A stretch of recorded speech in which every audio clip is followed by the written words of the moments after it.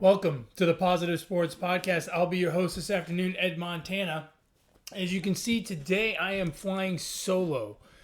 We've been very busy. We've put the podcast on hold for a little bit, but we're back in full force. Alex will be with me soon, not on this podcast, but he'll be back with me soon enough. He's training hard, working hard, living hard, living a good life, but he's a busy man, as am I.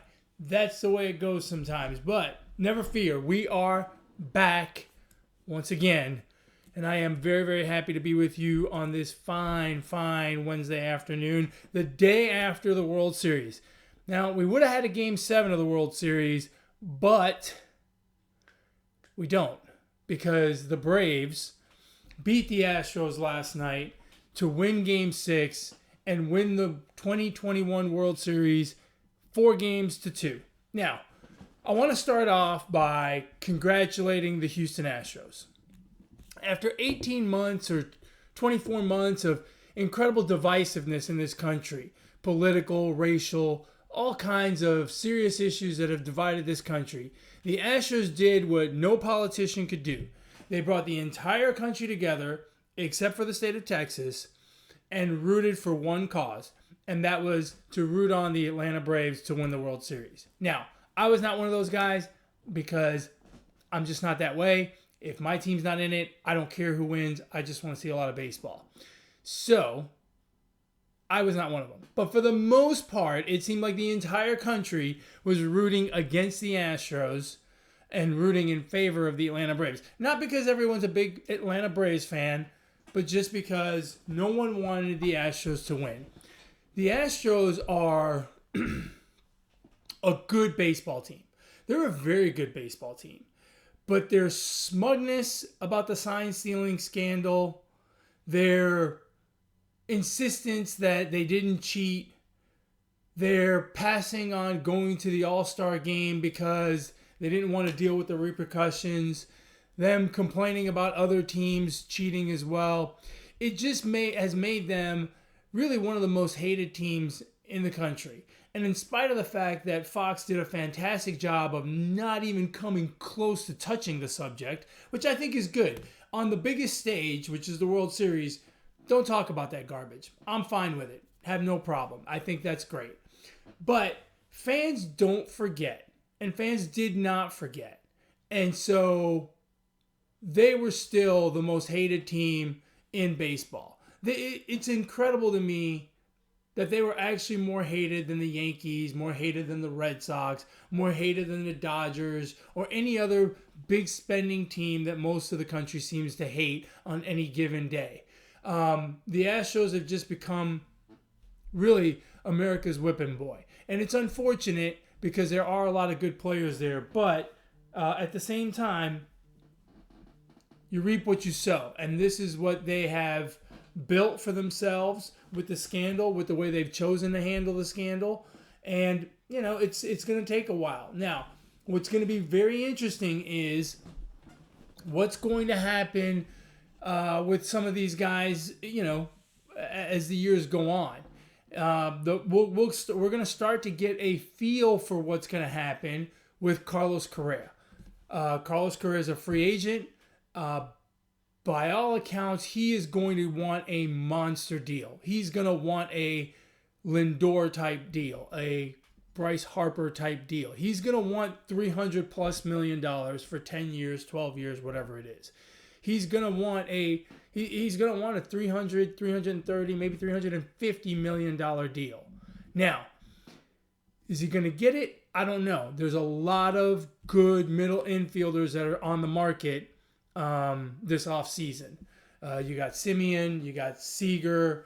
There's another one that escapes me right now, but there's quite a few guys out there that are available. Correa is the biggest name.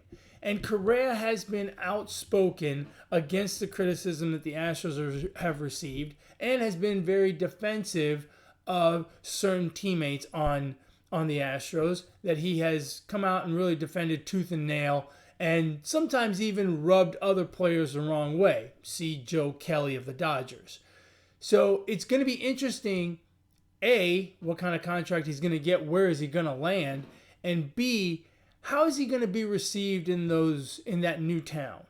Let's say he goes to, I don't know, Cleveland. How is he going to be received there? What if he goes to New York? What if the Yankees sign him? What if he goes to Philadelphia? Although I don't think Philadelphia will sign another $300 million player. But you get my point. How will that new town receive him? Will they say, hey, we'll let bygones be bygones. You're ours now. We love you. I don't know. But we're going to start to see how that goes. And eventually, over time, that's going to go away. These Astros will move on or retire or get traded, whatever. And we'll see how it shakes out for them. But there's no doubt in my mind that most of the country was rooting for the Braves because of their dislike of the Astros. Now, with that being said, I'd be remiss to not talk a little bit more about the Atlanta Braves. When we started this podcast, the first podcast we did, the first episode of the Positive Sports Podcast was the day after Philadelphia beat New England in the Super Bowl. I don't remember what number that was. Number whatever. 50, 52, 51, whatever, I don't know. But it was the day after, and we spoke for quite a while about next man up. We praised Nick Foles about how he stepped into a situation at the tail end of the season after Carson Wentz had basically an MVP type season and had taken the Eagles through the playoffs in the NFC into the Super Bowl against the big bad Patriots and beat them in the Super Bowl. And it was next man up. And I couldn't help but remember that episode of the Positive Sports Podcast as I was watching the game last night. In fact, I actually went back and watched that podcast again to hear some of the things that we said. And it was amazing the parallels that I see with the Braves. The Braves in 2021 overcame some incredible obstacles. I left the Braves for dead in July. When Acuna went down with the knee injury that he was going to be out for the season, I pretty much said, well, that's the end of the Braves. There's no way. There's no coming back. There's no coming back from this. They're not in a great division, but they're not a great team to begin with. And now they've lost their best star. But what they did not lose was their leadership. And the manager, Snitker, Freddie Freeman, who is undoubtedly the leader of that team, those men did not stop pushing towards winning baseball games and driving that team forward as best they could. Then they lost Ozuna. Due to some domestic issues, he received an indefinite suspension from Major League Baseball and is still not back. Again, the injuries. Sorotka got hurt. During the World Series, Charlie Morton got hurt. Broke his leg. Well, he didn't break his leg. One of the Astros broke his leg with a line drive back up the middle. But I digress. They lost probably their best pitcher during the World Series. But somehow they kept pushing forward. They made some deals to pick up key players. Edwin Rosario ended up being a great pickup. Jock Peterson from the Cubs in the trade deadline deal. That ended up being a great pickup. Soler from Kansas City, who I swear that guy looks like he gets bigger every time he walks up to the plate. They made some deals, got the pieces together, but the core kept working forward, kept moving the team forward. Next man up. Everyone does their part. They kept pushing. The division never really ran away from them because even though they were behind several games, I want to say 8 or 9 games at the All-Star break, they kept going. They did not stop. They knew that the division wasn't great, and it was always within their reach. They knew that the Mets, even though the Mets were in first, were not a great team, were flawed. They were going through the injuries as well.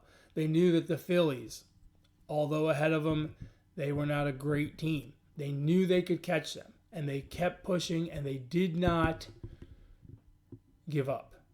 Now, I heard a great comment during the World Series that the manager Snitker says he doesn't even look at the standings until the All-Star break, which kind of makes sense. But look, at the end of the day, come the All-Star break, you've lost more than you've won. You're under 500. The team didn't see 500 or get above 500 until, I want to say it was August 10th. So an incredible amount of perseverance by that team. Came into the playoffs. They had to face the big bad Dodgers, who, by the way, beat them last year in the playoffs in Texas. Remember last year we had the bubble playoffs. And they stood up to them and beat them. Came into the series against the big bad Astros. And the Astros, by most accounts, were going to win this series. They had the much better lineup. They had decent pitching. They had a good bullpen. Blah, blah, blah. Well, not so fast, my friends, because the Braves were not going to be denied. The Braves had seen obstacles all year long, all season long, with injuries, with suspensions, with trades. They had seen it all year long. They were not going to be intimidated by the Dodgers over the course of 7 games. They were not going to be intimidated by the Astros in a 7-game series. They just weren't. They had seen it all. They had been through too much. And they did an exceptional job of clutch hitting, clutch pitching, and eventually ended up winning the World Series. And now they are crowned your 2021 World Series champions. My hat's off to the Atlanta Braves, the entire organization. They have been a class organization throughout. Over the last 20 years, they've been actually more like 30 years, they've been a class organization. And, they deserve it. As many times as they went to the playoffs in the 90s and came up short, here with no chance apparently, they end up winning the whole ball of wax. They went up against the Dodgers team that everyone thought was going to win the World Series, a team that's been favored to win the World Series, I think, for the last 5 years. And if I'm not mistaken, they're already favored to win the 2022 World Series. But look, it's just not that easy. And I think in baseball, more so than in any other sport, it's hard. It's a long, long season. A lot can happen. And, it's just not going to come easy. They're not just going to hand it over to you. And the Braves showed an incredible amount of perseverance, an incredible amount of moxie, and to be quite frank, complete disregard for these other teams that were supposed to be so much better than them. They only won 88 games during the regular season, and yet here they are lifting the trophy as World Series champions in 2022. Soler, of all people, is your World Series MVP, hitting home runs left and right during the World Series, including a 3-run shot in the first inning yesterday. First inning or second inning? Second inning yesterday, last night, that put the Braves up 3-0, and it was a monster shot. He absolutely crushed that thing. It ended up out of the stadium, across the street. I mean, it was a complete moonshot. But, hey, that's what the guy does. And he is, and he is the MVP and a World Series champion now. As we look ahead to 2022, well, actually, before we do that, I want to go back to the Astros. The Astros are a great offensive team, but there are holes in there. Yordan Alvarez is still a young guy who needs to, who's only going to get better. And we'll see how teams pitch him, and will make adjustments such that he can be a more dominant force in that lineup. The Braves completely neutralized him, which I thought was a key thing for them. Completely neutralized him. And to be fair, dealt with Altuve and Correa as well. Not a whole lot of offense from the Astros, other than 2 of the 6 games they happened to win. And look, they didn't have the pitching. They didn't have the pitching all year, and it really got exposed here in the postseason. Now, Again, the Astros had to deal with the loss of Lance McCullers, which was a big deal for them. Certainly could have been a different outcome if he had been there. But when Framber Valdez and Garcia, you're 1-2, you don't have much. And so, their pitching just wasn't quite there. Their bullpen, they got some help for at the trade deadline, and was better than what it was in the beginning of the season, but the starting pitching just wasn't there. The Braves, again, next man up, right? Charlie Morton goes down, and Ian Anderson pitches a gem in Game 3. In Game 3, I believe. Max Fried got touched up a little bit in Game 2, came back and pitched a very good game here in Game 6 last night. And again, it's just next man up. And the Braves just did a fantastic job of that. Never let themselves get too down about the obstacles they were confronted with. Instead, they just found a way over them. They didn't look at the wall and say, well, can't get through here.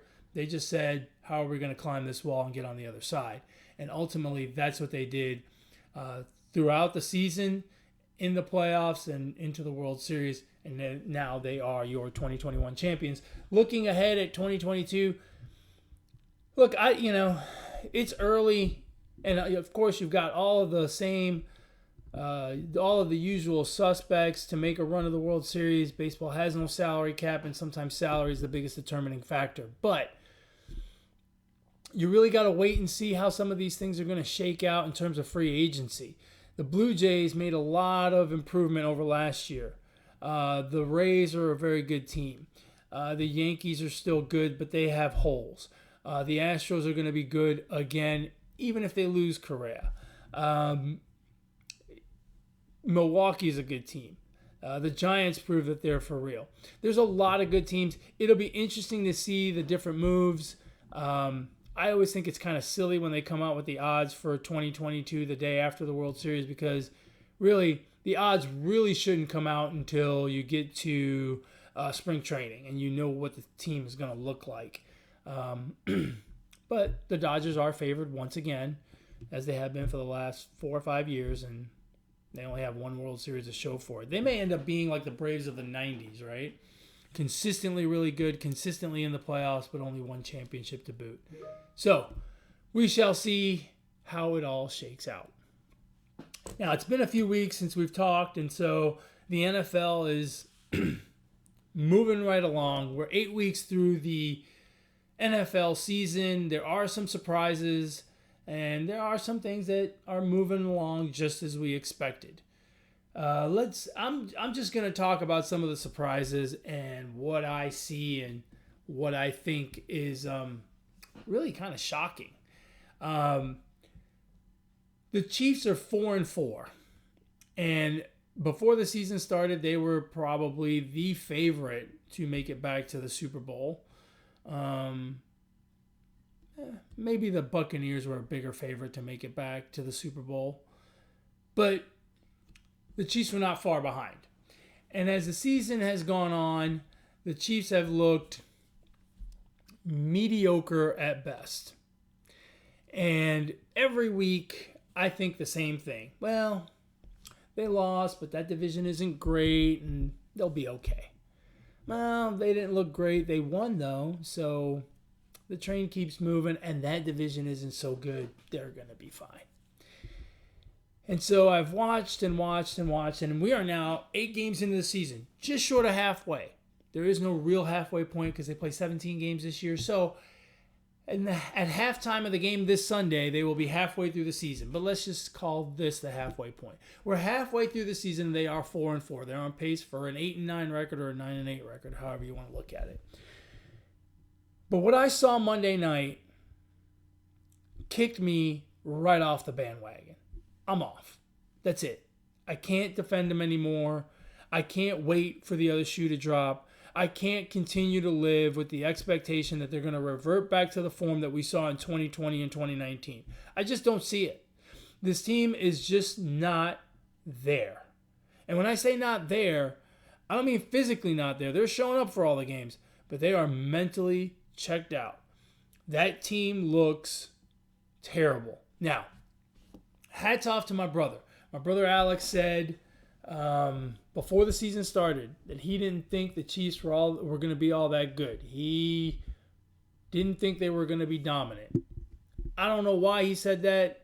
I never quite got an answer from him, but that's what he said. And whatever the reason that he had, he's right. Because they have not been dominant. And at this point, they're 4-4.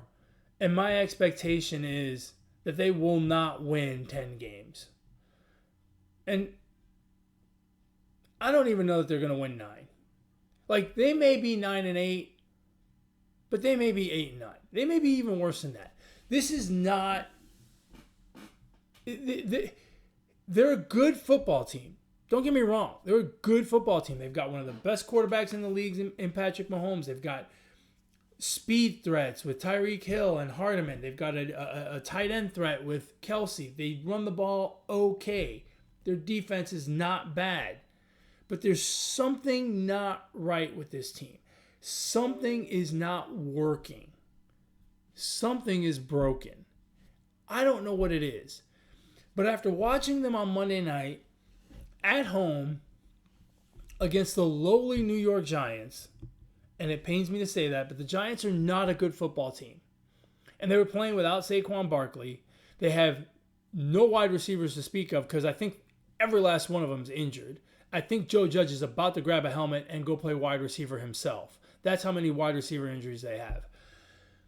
Against a team that banged up on offense, they could not stop them from taking the lead in the third quarter, late in the third quarter, early fourth quarter.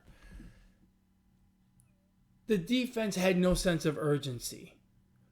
The offense had no sense of urgency. They fumbled. They committed penalties at an alarming rate. I think they had 14 penalties in that game against the Giants. 14 penalties against a team that is better than you is understandable. You're doing everything you can to try to stay in the game, and you got caught. But 14 penalties against the Giants, that's a problem. They're undisciplined. Now, Andy Reid looks uninterested. Patrick Mahomes even looks uninterested at times. Kelsey fumbled late in the game. The Giants converted that into a touchdown. And Kelsey looked just fine. There's something not right with that team. Just like Alex didn't tell me why he thought they were going to be an average football team before the season started, I can't tell you what exactly is wrong with them, but I know something's wrong. I know when I watch a game against a team that you should beat convincingly and you squeak it out and you celebrate afterwards like you won the Super Bowl, I know there's something wrong. I know there's something wrong with that team. Now, I don't know what it is, but there's a problem there. And right now, they look like a 4-4 team.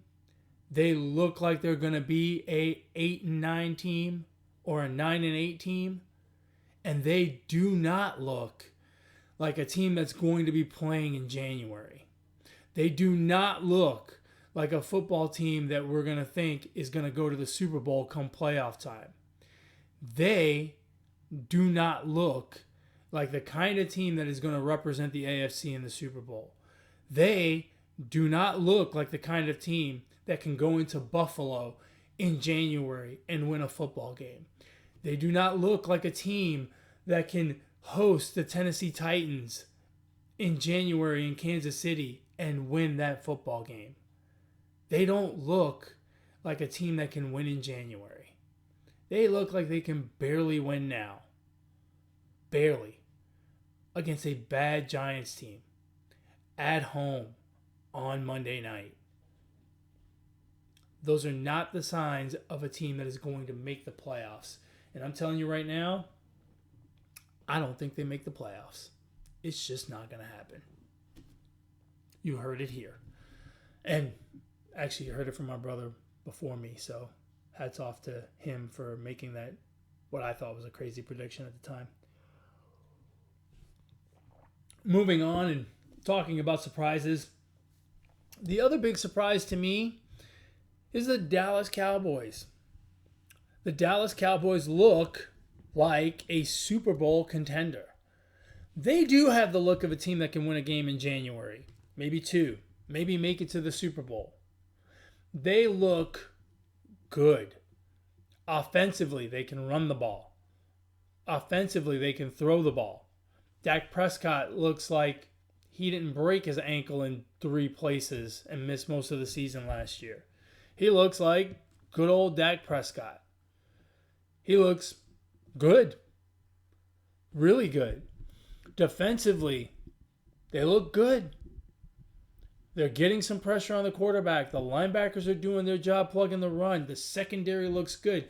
Diggs looks like he looks more like defensive MVP than he does Rookie of the Year. He may win both. He looks spectacular. And he's given that secondary some kind of swag where they can hang with good throwing teams. And they've played really good football. Now, what is it that can knock them off of their perch? Injuries, right? You got a bit of a scare with Dak Prescott going down last week. He was out. They had to bring in Cooper Rush, and they won anyway.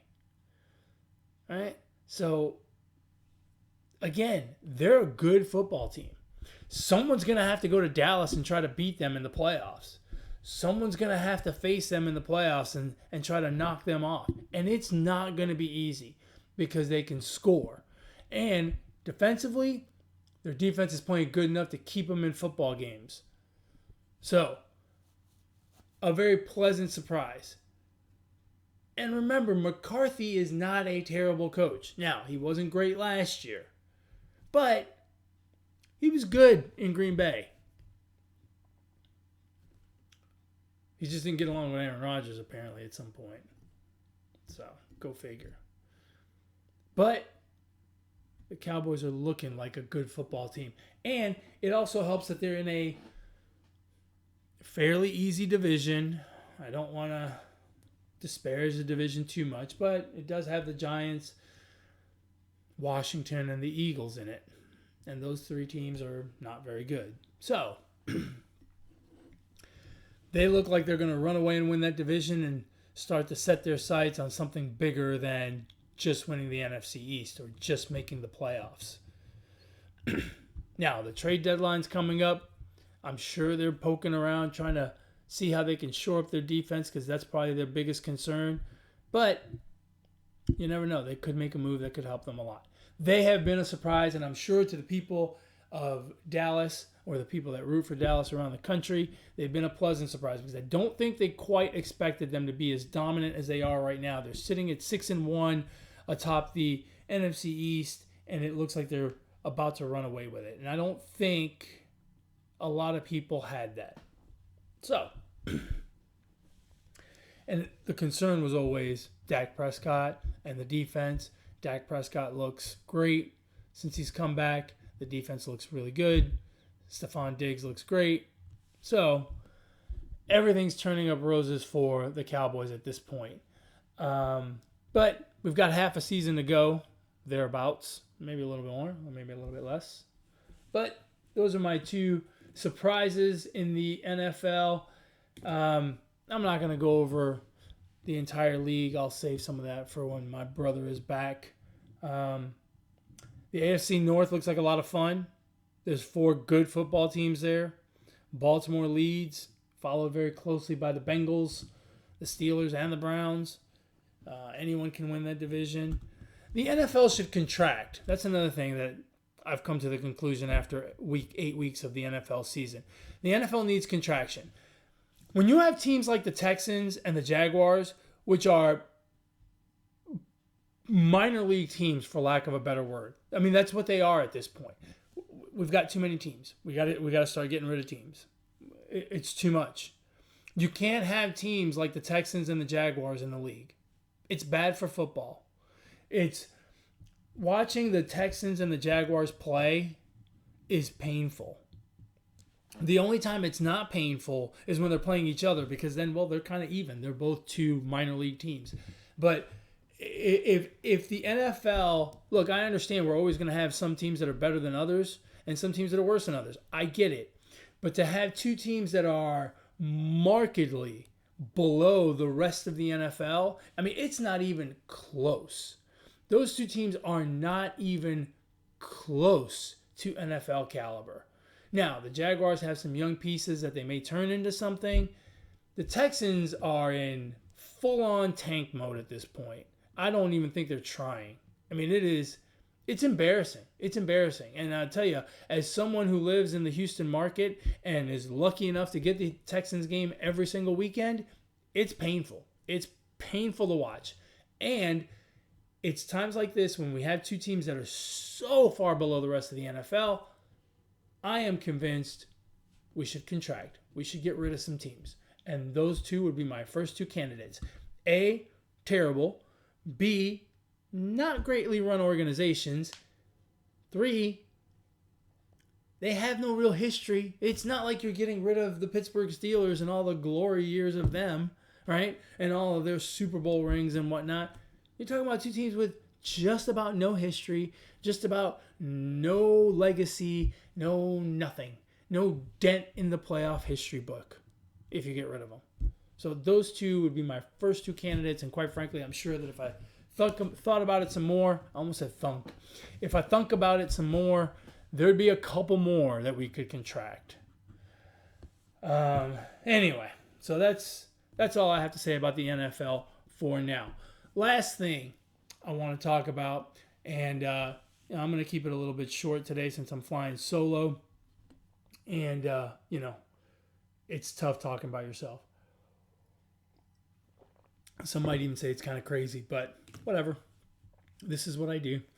As you can see, if you're watching this on YouTube, I have grown this ridiculous goatee over the last, 5 weeks, 6 weeks. I have not trimmed it at all. It is long, it is bushy, and it is just, it's not out of control because, well, it's all, it's pointed straight down and whatnot, but I haven't trimmed it.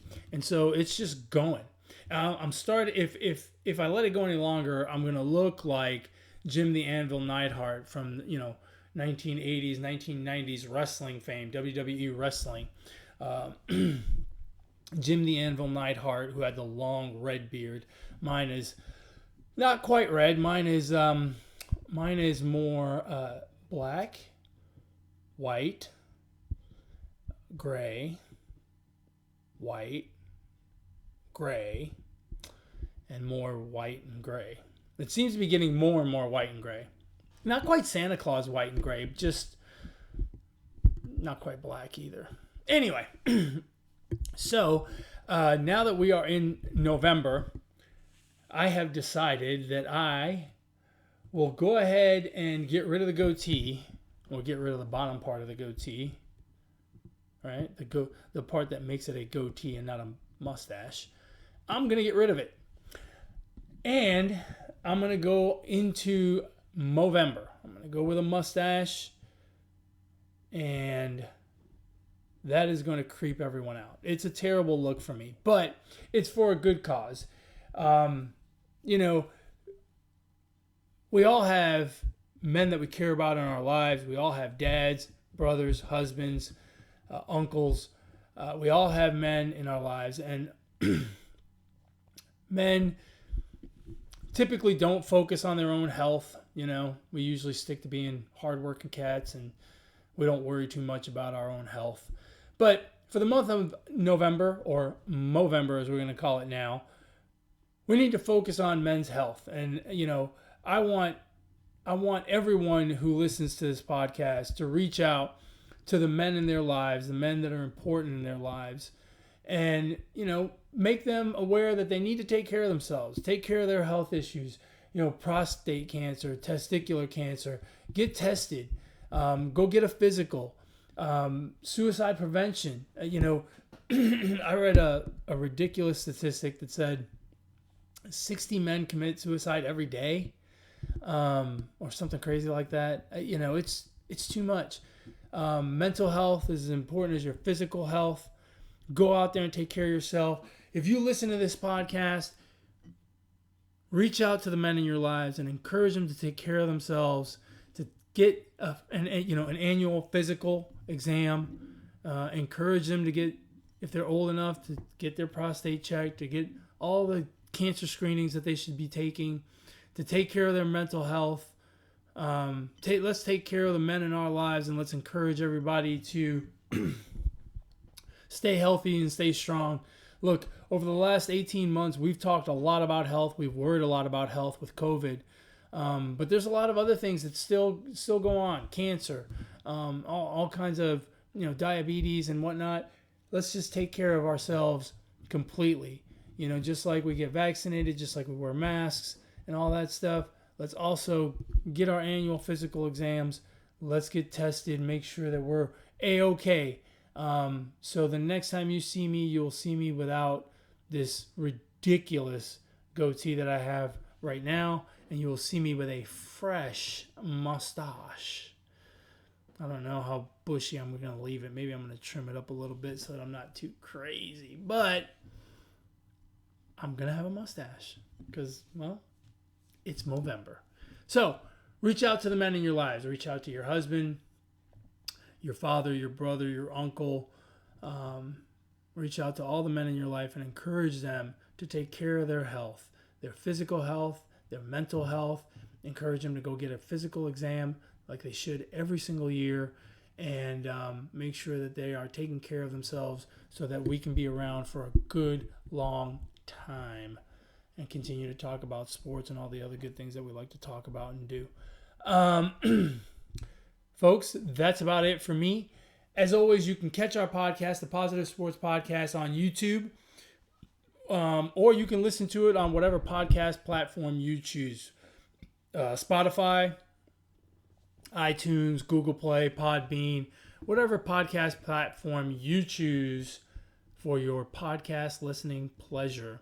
If you want to get a hold of us here on the podcast, you can email the show, positivesports10@gmail.com, positivesports10@gmail.com. If you want to get a hold of my brother Alex, you can reach him on Twitter at BrooklynGaucho1. If you want to get a hold of me, you can do so on Twitter as well at eMontana21. And with that, we've come to the end of another wonderful episode of the Positive Sports Podcast. I have missed you all greatly, but I have enjoyed talking to you once again. And until next week, folks, ignore the negativity. Be the positivity. Peace.